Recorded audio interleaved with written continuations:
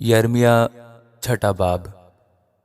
ए बनी बिन्यामीन, यरूशलेम में से पनाह के लिए भाग निकलो और तकू में नरसिंगा फूंको और बैत हकरम में आतिशीन अलम बुलंद करो, क्योंकि शिमाल की तरफ से बला और बड़ी तबाही आने वाली है। मैं दुख्तर सयून को, जो शकील और नाजनीन है, हलाक करूंगा। चरवाहे अपने गल्लों को लेकर उसके पास आएंगे और गिरदा गिर्द उसके मुकाबिल खेमे खड़े करेंगे। हर एक अपनी जगह में चराएगा। उससे जंग के लिए अपने आप को मखसूस करो। उठो, दोपहर ही को चलें।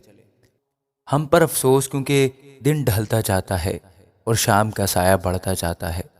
उठो, रात ही को चढ़ चलें और उसके कसरों को ढा दें, क्योंकि खुदावंद रब्बुल वफ़ात यूं फरमाता है कि दरख्त काट डालो और यरूशलेम के मुकाबिल दमदमा बांधो। ये शहर सज़ा का सजावार है, इसमें जुल्म ही जुल्म है। जिस तरह पानी चश्मा से फूट निकलता है, उसी तरह शरारत इससे जारी है। जुल्म व सितम की सदा इसमें सुनी जाती है। हर दम मेरे सामने दुख, दर्द और जख्म हैं। ऐ यरूशलेम, तरबियत पजीर हो, ताना हो कि मेरा दिल तुझसे हट जाए, ना हो कि मैं तुझे वीरान और गैर आबाद ज़मीन बना दूं। रब्बुल अफ़ाद यूं फरमाता है कि वो इसराइल के बकिया को अंगूर की मानद ढूंढ कर तोड़ लेंगे। तू अंगूर तोड़ने वाले की तरह फिर अपना हाथ शाखों में डाल। मैं किससे कहूं और किसको जताऊं ताकि वो सुने? देख, उनके कान नामख्तून हैं और वो सुन नहीं सकते। देख, खुदावंद का कलाम उनके लिए हकारत का बायस है, वो उससे खुश नहीं होते। इसलिए मैं खुदावंद के कहर से लबरेज हूँ। मैं उसे जब्त करते करते तंग आ गया।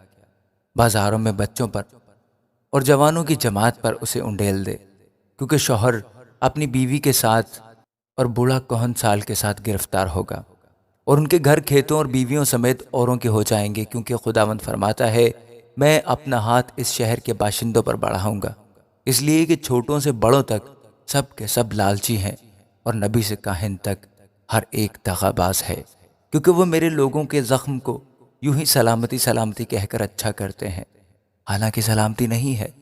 क्या वो अपने मकरूह कामों के सबब से शर्मिंदा हुए? वो हरगिज शर्मिंदा ना हुए, बल्कि वो लज्जाए तक नहीं। इस वास्ते वो गिरने वालों के साथ गिरेंगे। खुदावंद फरमाता है, जब मैं उनको सजा दूंगा तो पस्त हो जाएंगे। खुदावंद यूं फरमाता है कि रास्तों पर खड़े हो और देखो, और पुराने रास्तों की बाबत पूछो कि अच्छी राह कहाँ है, उसी पर चलो और तुम्हारी जान राहत पाएगी। पर उन्होंने कहा, हम उस पर ना चलेंगे, और मैंने तुम पर निगहबान भी मुकर्रर किए और कहा, नरसिंगे की आवाज़ सुनो, पर उन्होंने कहा, हम ना सुनेंगे। इसलिए ए कौमों सुनो, और ए अहले मजमा मालूम करो कि उनकी क्या हालत है। ए ज़मीन सुन, देख, मैं इन लोगों पर आफत लाऊंगा जो इनके अंदेशों का फल है, क्योंकि उन्होंने मेरे कलाम को नहीं माना और मेरी शरीयत को रद्द कर दिया है। इससे क्या फ़ायदा कि सबा से लुबान और दूर के मुल्क से अगर मेरे हुजूर लाते हैं। तुम्हारी सौकतनी कुर्बानियाँ मुझे पसंद नहीं, और तुम्हारे ज़बीहों से मुझे खुशी नहीं। इसलिए खुदावंद यूं फरमाता है कि देख, मैं ठोकर खिलाने वाली चीज़ें इन लोगों की राह में रख दूंगा, और बाप और बेटे बाहम उनसे ठोकर खाएंगे। हमसाए और उनके दोस्त हलाक होंगे। खुदावंद यूं फरमाता है कि देख, शिमाली मुल्क से एक ग्रोह आती है, और इंतहाई ज़मीन से एक बड़ी कौम बरांगिख्ता की जाएगी। वो तीर अंदाज और नेज़ाबाज हैं, वो संग दिल और बेरहम हैं। उनके नारों की सदा समंदर की सी है, और वो घोड़ों पर सवार हैं। ए दुख्तर सयून, वो जंगी मर्दों की मानिंद तेरे मुकाबिल सफाराई करते हैं। हमने इसकी शोहरत सुनी है, हमारे हाथ ढीले हो गए। हम जच्चा की मानिंद मुसीबत और दर्द में गिरफ्तार हैं। मैदान में ना निकलना और सड़क पर ना जाना, क्योंकि हर तरफ दुश्मन की तलवार का खौफ है। ऐ मेरी बिनते कौम, टाट ओढ़ और राख में लेट, अपने इकलौतों पर मातम और दिल खराश नुहा कर, क्योंकि गारतगर हम पर अचानक आएगा।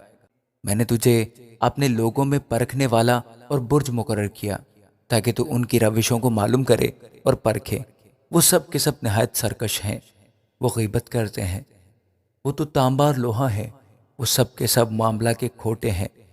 دھنکتی جل گئی، سیسا آگ سے بھسم ہو گیا۔ صاف کرنے والے نے بے فائدہ صاف کیا، کیونکہ شریر الگ نہیں ہوئے۔ وہ مردود چاندی کہلائیں گے، کیونکہ خداوند نے ان کو رد کر دیا ہے۔ آمین۔